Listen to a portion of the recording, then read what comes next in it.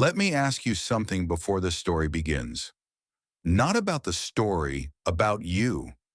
Have you ever lost a part of yourself? Not a possession, not a relationship, not a job, but an actual part of who you were? Something that defined you before life taught you to be afraid?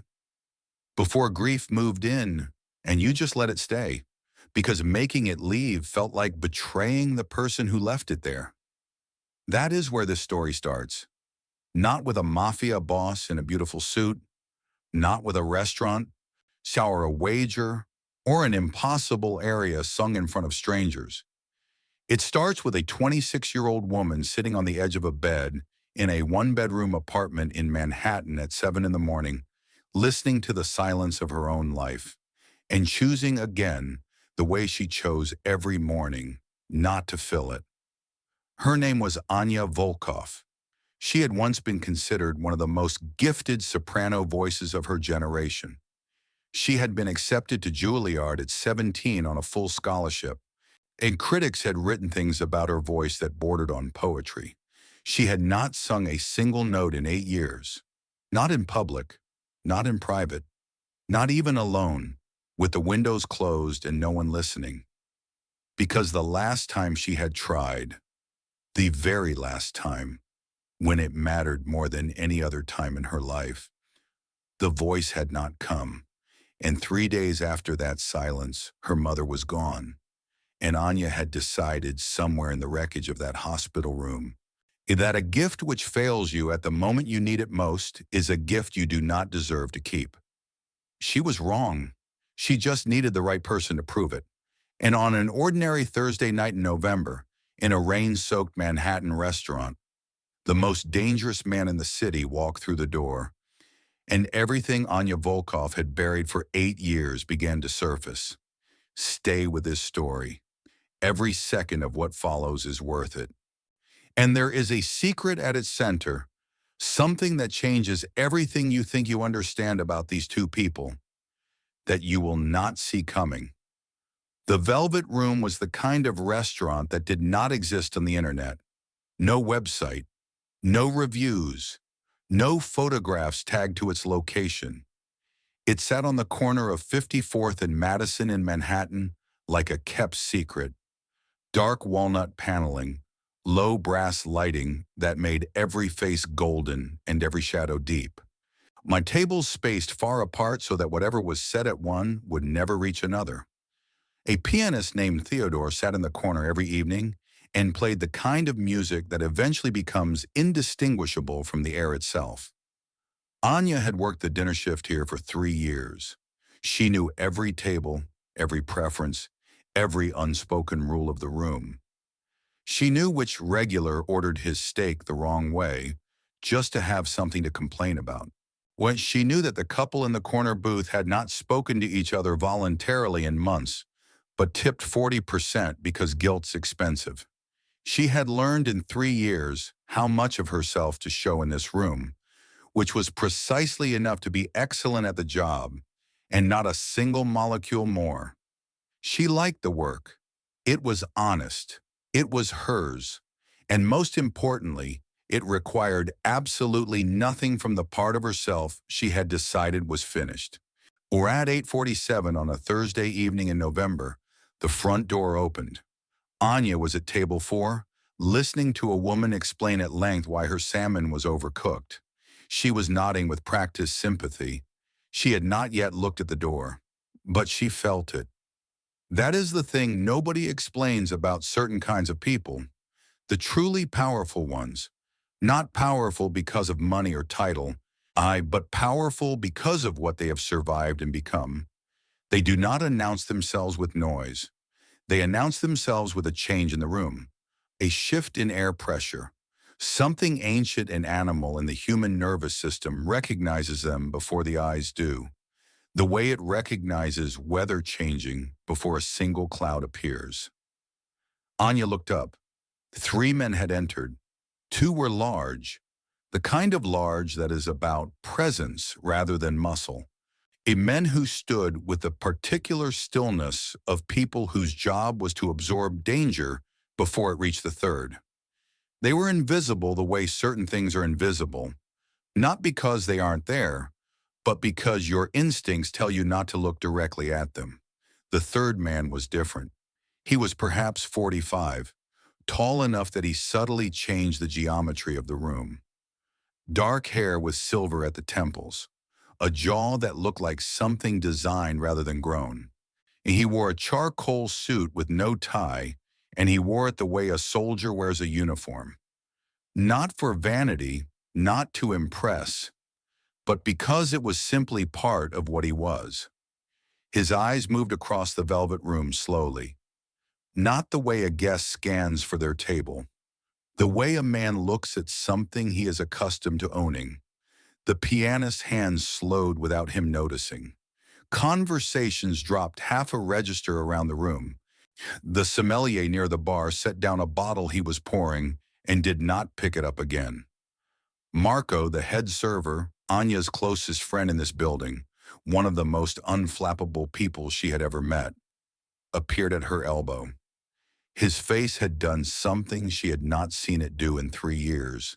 He told her, barely moving his lips, not to stare, and that the man who had just entered was Dmitri Sokolov. The name landed in her stomach like a stone dropped from a great height. Dmitri Sokolov was, so according to public record, the founder of a real estate and development firm with holdings in 7 countries, a philanthropist, a man who had appeared in Forbes twice and never in a police report.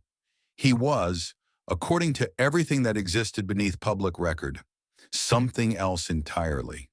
The kind of man whose name detectives wrote on whiteboards and photographed before erasing. The kind of man that prosecutors built cases around for years, carefully, completely. And then, when at the moment of filing, found reasons not to proceed. He had never been charged with anything. He had never needed to be. The restaurant owner was personally escorting him to table 1, the best table, by the rain-dark window, with the expression of a man who understood that he was standing very close to something that could, in a different context, end him. Marco told Anya that Mr. Chen wanted table 1 personally attended for the entire evening.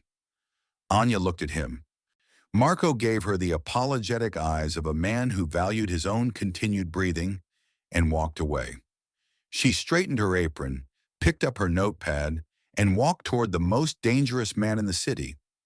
Up close, Dmitri Sokolov had the face of a man who had stopped performing for other people a very long time ago. Most powerful people perform constantly.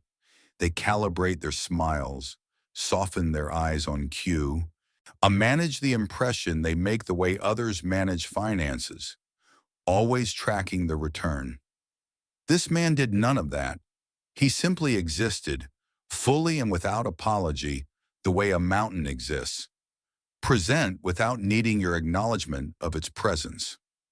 Anya set the breadbasket on the table and opened her notepad with a professional smile. She introduced herself, welcomed him to the velvet room, and had just begun to mention the drinks menu when he said her full name. Not just Anya.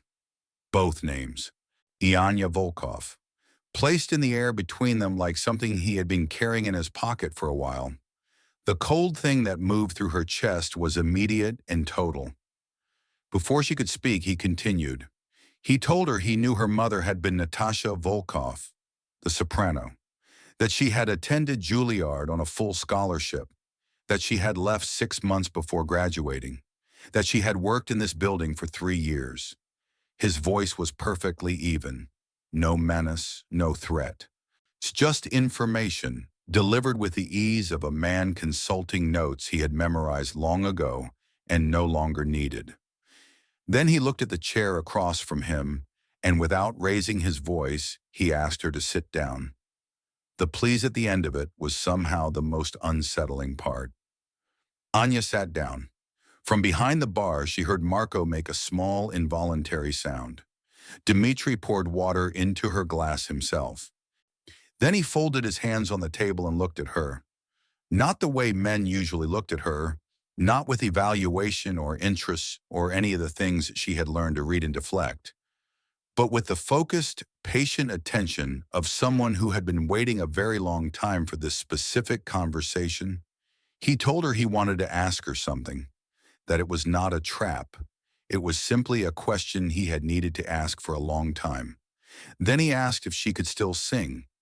The question struck her in the precise place where her voice lived, or used to live, that space between sternum and throat where breath becomes sound. That place she had sealed 8 years ago and had not visited since. She told him she was a waitress. He said that was not what he had asked. The rain against the window was the only sound for a moment. She asked him why he wanted to know. And there, just for a fraction of a second, something crossed his face that she had not expected from a man like him. Something that looked unexpectedly like weight, like a thing that had been carried quietly for years. He told her he wanted to make a wager. He wanted to hear her sing her mother's signature aria, Un bel di vedremo, from Puccini's Madama Butterfly, here tonight in this room. And if she could sing it, really sing it, to not just survive it, he would make her the most interesting proposal she had ever received in her life. She stared at him. He said he was always serious. She asked what would happen if she refused. He said he would have the rib-eye medium rare. They would end the evening like civilized people, and she would go home having avoided the most important conversation of her adult life. He let that sit between them. And then, because he was Dmitri Sokolov, and he had never in his life said anything he did not fully mean, he said the words that changed everything. He told her, if she could sing that aria, he would marry her. He said it the way you might say, pass the salt, flatly, without drama, without the smirk fully leaving his face, that slow, certain, dangerous expression of a man who has already calculated the ending. Anya Volkov looked at the most dangerous man in Manhattan and understood. And in that moment, three things simultaneously. First, he was completely serious. Second, this was not about a wager. This was about something else entirely, something older than this evening, something she did not yet have the information to understand. Third, she was going to stand up, not to leave, not to run, but to do the things she had told herself for 8 years she would never do again. She was going to sing. But before we tell you what happened when she did, you need to understand two things. Two stories that have been running parallel to each other for decades without knowing it, about to collide in a room full of strangers and candlelight and rain.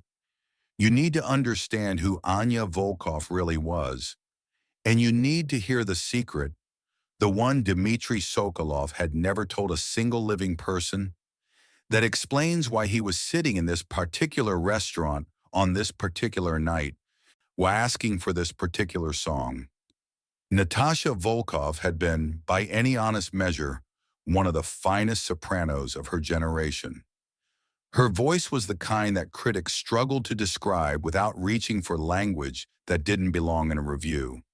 Words like sacred, like inevitable, like something that shouldn't be possible from a human throat. She performed at the Bolshoi at 23, the Metropolitan Opera at 27. In 2004, she sang the role of Shio Chio-san in Madama Butterfly at Lincoln Center, and at the end of the performance, the audience did not applaud immediately. They sat in complete silence for 4 full seconds, not from indifference, but from the particular reverence that descends on a room when it knows it has witnessed something it will not witness again. Then they rose, all of them, and the sound that followed was enormous. Her daughter had inherited everything, not as a copy, as something that had evolved. Anya's voice carried her mother's warmth, but added something Natasha had taken 30 years to develop. A precision, a control, a quality of knowing exactly where the note lived and going there without hesitation. She had been singing since she could form words. By 14, she was competing across Europe. By 17, Juilliard had accepted her on a full scholarship, the youngest soprano admitted in the program's recent history. Her professors used the phrase once in a generation without embarrassment or exaggeration. And then January of her final year arrived. Her mother called from Moscow. Her voice was thinner than usual, careful in a way Anya recognized immediately as the voice Natasha used when she did not want to cause alarm. Pancreatic cancer. Stage 4. Found, as it so often cruelly is, too late for anything but preparation. Anya was on a flight within 48 hours. She did not go back to New York for 6 months. She sat beside her mother's bed through the winter and into the spring. She held her hand through the treatments and the diminishing and the long days of morphine quiet. Sometimes in the early days when her mother was still strong enough to respond, she would sing fragments, small pieces of things, half an aria, a lullaby, whatever arrived. Natasha would smile without opening her eyes. When that specific inward smile of someone hearing something beautiful inside themselves, and Anya would keep going, keep singing, because singing was the only language left that didn't require either of them to say the true thing. Then came the final week, the final day. Her mother opened her eyes with a clarity that hadn't been there in days, looking directly at Anya, fully present, the machines beeping their steady, patient rhythm around them. And she asked, and in a voice worn down to something like dry paper for one thing. She asked Anya to sing Un bel di vedremo, One Fine Day, her song, their song, one more time. Anya opened her mouth. Nothing came, not a note, not a syllable, not a breath shaped into anything resembling music. The grief was sitting on her chest like a physical object, filling the entire space where sound was supposed to originate. She tried again, forcing it, pushing against it, her mother watching her with those exhausted and completely loving eyes. She tried 3 times. The voice was gone. Natasha Volkov died 3 days later. Her daughter did not forgive herself. She came back to New York. She found the Velvet Room. She built a life in which she was useful and invisible, and asked nothing of herself that involved the part of her that had failed when it mattered most. When former professors called, she let it go to voicemail. When the program offered to readmit her, she did not reply. When anyone asked if she would ever perform again, she said the same thing every time. That was a different person. I'm this one now. For 8 years, no one had asked her anything different. Until tonight. Now you need to hear the thing that Dmitri Sokolov had never told anyone. Not his associates, not the people who had known him longest, and not the lawyers or the men who stood outside his doors, or the rare individuals who understood fully what he was and chose to remain close anyway. No one. In 1997, Dmitri Sokolov was 19 years old. He was not yet an empire or a name or a ghost. He was a boy from St. Petersburg who had arrived in Moscow with $40, a dead father, a mother lost to addiction, and the specific kind of anger that forms in a person who is intelligent enough to understand the world clearly and has been given every reason to believe the world has no use for him. He had been recruited at 18 by people who find boys like that, boys with nothing to lose and nowhere to be accountable to. He was very good at the work they gave him, which was the worst possible thing to be, and because it meant the work continued and deepened, and the doors that closed behind him closed permanently. On an evening in February of 1997, he found himself on a bridge over the Moscow River. It was the kind of cold that Moscow specializes in, not just weather, but a personal attack. The kind that finds every gap in your clothing and occupies it. He had been standing on that bridge for 40 minutes. He was not sightseeing. He was not thinking clearly. He was 19 years old and had already decided, with the terrible calm of someone who has run out of alternatives, that there was no version of what he had become that was worth the continuation of. From behind him, from a small church 30 meters away, its doors open despite the cold, the interior lit from within in a way that made it look almost warm. A sound arrived, a woman's voice, singing Un bel di vedremo, not a recording. Live, the unmistakable aliveness of a real human being in real time, every note a choice, every breath audible, the specific quality of a voice that believes completely in what it is singing.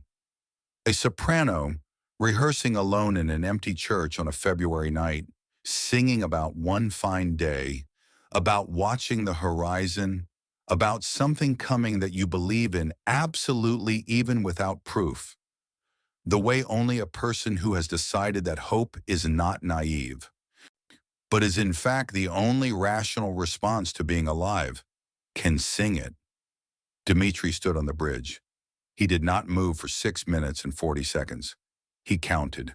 He counted because counting was the only thing he could think of to do, and doing anything at all was better than what he had been doing before the sound arrived. Then he stepped back from the railing, turned around, walked toward the light. By the time he reached the church, the singing had stopped. Inside, where there was only an elderly priest arranging hymnals, Dmitri asked who had been singing. The priest said it was a young woman who sometimes came to rehearse in the evenings. He did not know her name. Dmitri found out her name 2 weeks later, Natasha Volkov. He never introduced himself, never approached her. What would he have said? That her voice through a church door on a February night had reached into a 19-year-old boy who was standing in the wrong place making the wrong decision. So and pulled him back, that everything that came after, every year, every choice, every terrible and remarkable thing he had built, had its foundation in those 6 minutes and 40 seconds? He said nothing. He did nothing except carry it. He carried it through the years that followed, through the building of everything he became, through the quiet, deliberate, anonymous acts he performed in her direction, attending her performances without introducing himself, reading every review, and when she became ill, when he learned through channels he would not name that Natasha Volkov was dying in a facility in St. Petersburg without adequate resources, arranging, through a holding company registered in Luxembourg, for every expense of her final 14 months to be covered, anonymously, completely, without any expectation of acknowledgement. When she died, he created a foundation in her name. He told no one why. He funded it from his own accounts and listed no donor name. And for 6 years, it had operated in silence, funding emerging classical musicians, carrying the name Natasha Foundation on its letterhead as the only marker of its true origin. And then a month ago, an acquaintance mentioned, casually over dinner, not understanding what he was saying, that one of the waitresses at the Velvet Room was apparently the daughter of Natasha Volkov, apparently quite extraordinary herself once before she stopped. Dmitri Sokolov had set down his fork, and he had looked at his acquaintance for a long moment, and then he had asked for the name of the restaurant. Anya Volkov stood up from the chair. She looked across the room at Theodore, the pianist, 71 years old, silver-haired, a man who had played in rooms like this for most of his adult life. Something passed between them that was not a word or a gesture, but a frequency. The language that exists only between musicians, below the level of sound. He understood. He adjusted his position on the bench. He placed his hands on the keys. Anya turned to face the room. She was standing in the space between the tables, in her work apron, hair pulled back from her shift, in a restaurant full of people who had come for dinner and had no idea what was about to happen to them. There was no microphone, no stage, nothing between her and the room. Theodore played the introduction, 4 bars. In those 4 bars, in the Velvet Room made a collective decision that no one chose individually. Every conversation stopped. Every phone went face down. Every fork was set on every plate, not because etiquette required it, not because anyone asked, but because something in every person in that room recognized, without being told, that a threshold was being crossed and that the right response was silence. Anya closed her eyes. She went looking for the voice. She went past the 8 years of silence. Past the apron and the notepad and the careful, invisible life she had built. Past the hospital room and the 3 attempts and the weight she had carried since St. Petersburg. She went past all of it, all the way down to the place that existed before any of that. The place where she had first understood what her voice was, standing on her mother's feet in a Moscow kitchen at 4 years old. Too young to know what singing was, but already doing it, and already home in it, and she found what she had been looking for. It was still there, exactly where she had left it, patient, quiet, waiting without resentment, the way real things wait. She opened her mouth, and 8 years of silence ended. Un bel dì vedremo. One fine day we will see. It came out of her like water from a source that had been dammed so long that the pressure behind it had become enormous. And it was not tentative, not careful, not a woman reminding herself how. And it was immediate and full and entirely present, the voice of someone who had been gone a long time and had just arrived home and was not going to be cautious about it. The room did not breathe. A woman at table 7 had been reading a text message. Her phone went into her lap without her deciding to put it there. Her hand covered her mouth. A man near the bar felt the back of his throat tighten in the way that precedes something you have not given yourself permission to feel. Marco, who had worked alongside this woman for 3 years, who had shared hundreds of dinner breaks and small confidences and the specific intimacy that forms between people who work hard in a small space. Marco stood near the service entrance and watched her with an expression he would not find words for until much later. What he eventually said was that it was like discovering there was a cathedral in your building, that you'd been walking past it every day thinking it was a storage room. Theodore the pianist had tears on his face. He played through them without stopping because stopping would have been an act of vandalism. And Dmitri Sokolov. Dmitri Sokolov sat in his chair and became undone. Not in a way that anyone watching would have identified as weakness. Not dramatically, not obviously. It was subtler than that and more devastating than anything dramatic could have been. The architecture of his face, that controlled, measuring, impenetrable surface that had not shifted in the presence of police or danger or any of the things that had come at him over 2 decades, began slowly and without his permission to come apart. What appeared beneath it was not weakness. It was age. It was truth. It was a 19-year-old boy on a bridge in February, hearing something through a church door and being pulled back to life by it. And here, 27 years later, standing as close to it as he had ever been able to get. Close enough to finally, completely let it land. Anya reached the aria's climax, the high note that separates those who have been trained from those who were born. She approached it the way her mother had spent years teaching her. Not with force, not with effort, with surrender. You do not push a note like that through. You open the door and step aside and let it pass. It passed through her like something that had always lived there, pure, enormous, perfectly placed, filling the velvet room not the way sound fills a space, but the way light fills a space, reaching every corner at once, touching everything simultaneously, leaving nothing in shadow. She held it. 1 second, 2, 3, 4, 5. Then she resolved it. And as the final note settled into silence and Theodore lifted his hands from the keys, the room remained still for one breath more. And then it came apart entirely. Not polite applause, not measured appreciation. People on their feet before they had decided to stand, clapping because their hands made the decision before their minds did, some of them making sounds that were not quite words. The sound that comes out of a person when something has reached past every defense they have and rearranged something fundamental. Anya opened her eyes. Her face was wet. She hadn't known she was crying. It did not matter. She looked at Dmitri Sokolov. Dmitri Sokolov, he who had not cried in the presence of another person since childhood, who had built an empire in part on the premise that feeling things openly was a luxury he could not afford. He looked at Natasha Volkov's daughter standing in her apron in a restaurant, and he said something quietly in Russian that was not meant for the room. It was meant for a woman who had died.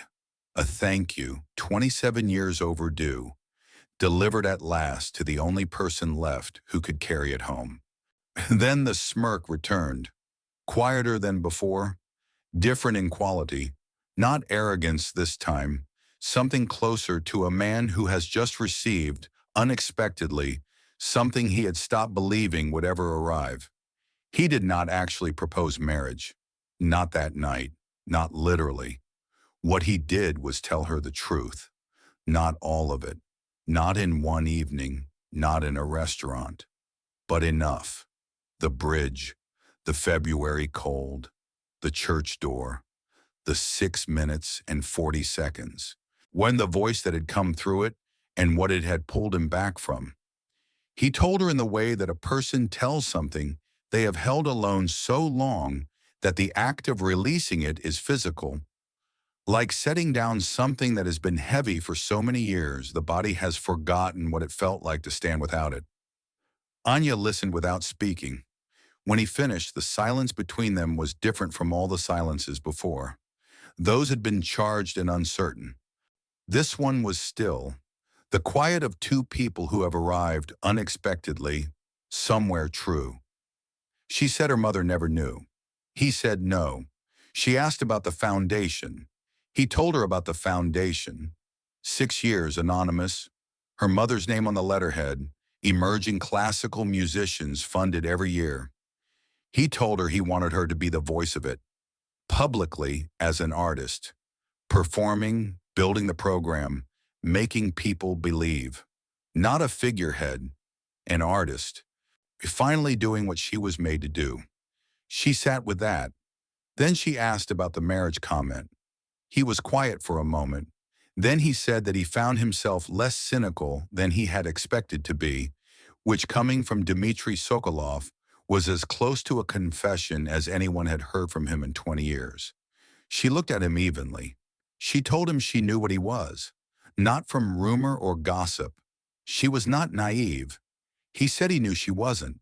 She said that knowing what he was, because she would be a fool to say yes. He agreed that she would be a fool to say yes without knowing more, that he was not asking her to decide anything tonight. He reached into his jacket and placed a plain white card on the table, a phone number, nothing else. He told her it went directly to him, not an office, not an assistant, that if she called it, they would talk, and if she didn't, he would have the ribeye, medium rare, and they would end the evening like civilized people. And this was the moment Anya would think about most in the days that followed. He looked at her and said one last thing. He said that her mother had asked her to sing, and she hadn't been able to, and that what happened in that hospital room was not a failure. It was what love does when it has nowhere left to go. It was grief, not weakness. And she had been punishing herself for something that was never her fault for 8 years. And it was time to stop. Anya Volkov, who had been carrying a particular weight since a hospital room in St. Petersburg, sat very still. Then she picked up the white card. She put it in her apron pocket. She straightened herself, picked up her notepad and went back to work. And Dmitri Sokolov watched her go, that quiet, different version of his smirk on his face, and picked up the menu. He ordered the ribeye, medium rare. She called the number on the seventh day, not because she had run out of reasons not to. She had plenty of reasons. She called because of something she found on day 5, in a folder she had not opened in years. Her mother's old financial records from the care facility in St. Petersburg. She had been looking for a document she needed for something unrelated, and she found the transfer records instead. Monthly deposits, anonymous, large enough to cover everything. The specialist, the facility, with the small, meaningful comforts that make the difference between dying hard and dying with some peace. 14 months of them, originating from a holding company registered in Luxembourg whose name she did not recognize, and whose trail she followed for 2 hours before it disappeared into exactly the kind of corporate structure that very careful, very private people build when they want to give something without being thanked for it. She already knew. She had known the moment she saw the first transfer date, the month her mother had been moved to the better facility, the month the treatments improved, the month Anya had received the call that her mother was more comfortable and had exhaled with gratitude toward whatever anonymous, bureaucratic good luck had made it possible.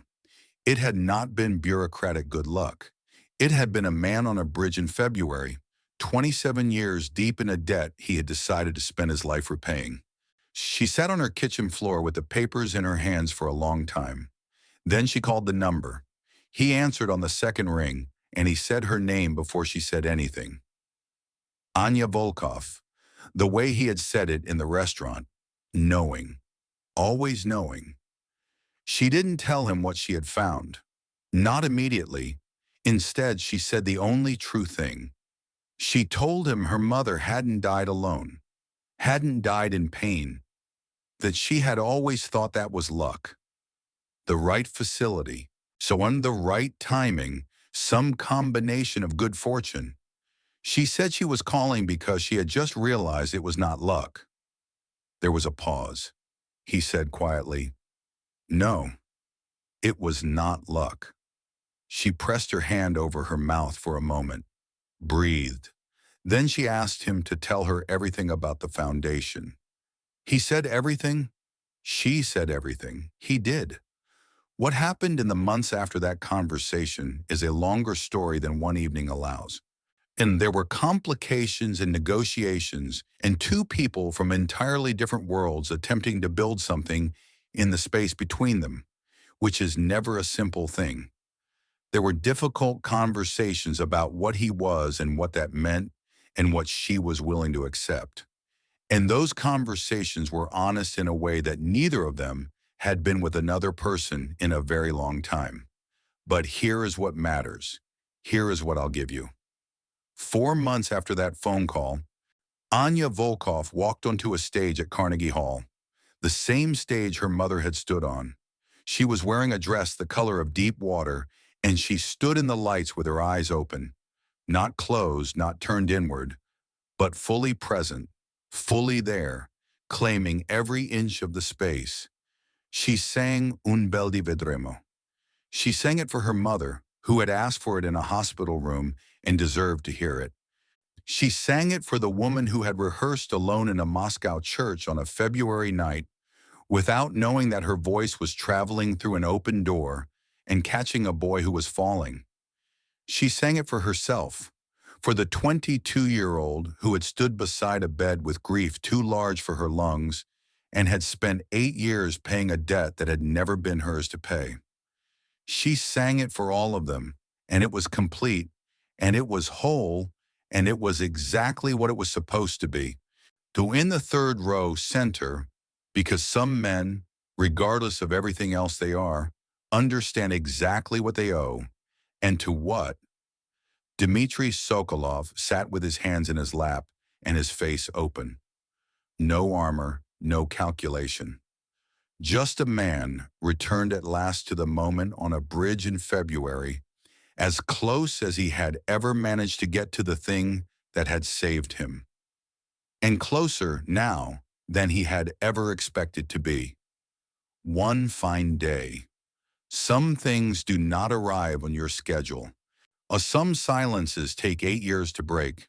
Some debts are paid in music, slowly and anonymously and across the distance of decades, by people who never expected to be discovered. But they are paid. And on the other side of every silence, if you are brave enough to finally open your mouth, there is always a song waiting to be finished. Don't move yet. Give it one more second. Because that feeling you have right now, that specific weight in your chest that is partly Anya's grief and partly Dmitri's bridge and partly something that belongs entirely to you, that is exactly what I come here to give you every single week. Not just a story to pass the time, a story that does something, that reminds you that the voice doesn't leave, the gift doesn't disappear. You just stop reaching for it. And sometimes it takes the most unexpected person in the most unexpected room to refuse to pretend they don't see it. If this story gave you something today, you already know what to do. Hit the subscribe button right now. It is free, it takes 2 seconds, and it is the reason I will be in your feed the next time I have a story like this one. Stories that stay with you.